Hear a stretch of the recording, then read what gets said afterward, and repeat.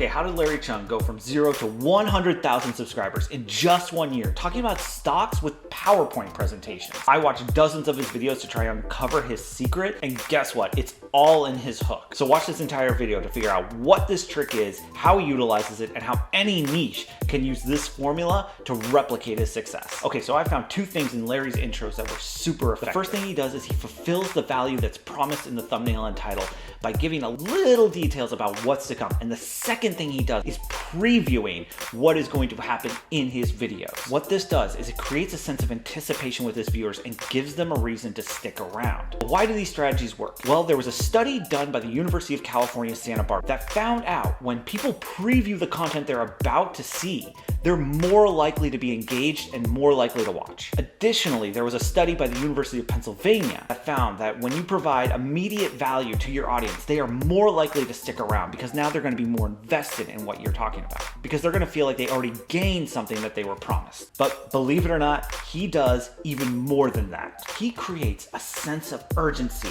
within his intro because he's talking about things that are going to happen soon in the future. We can do this by emphasizing the stakes and what will happen within a very specified short time period if we're unable to solve the problem or answer the question that the viewer has. However, I kept watching his videos and there's a third thing he does super well. Larry utilizes storytelling to bring his viewers in. He takes events that are currently going on or breaking news and immediately ties it to the value he's about to talk about. In addition, in some of his videos, he'll talk about how what he's about to say isn't talked about anywhere else. And if you can create that sense of unique feeling that you have something that nobody else in your niche is talking about, that's also going to hook viewers. Okay, so what is the overall formula that we as creators can actually take away from Larry? The very first thing, establish the stakes. What is going to happen if the viewer doesn't watch this entire video? Or what will happen if they do? In Larry's case, he makes it very clear that his audience is going to lose out on investment opportunities or make mistakes if they don't watch his videos. The second thing is that we also have to give a smidgen of value. Give a little bit of the information that's about to come,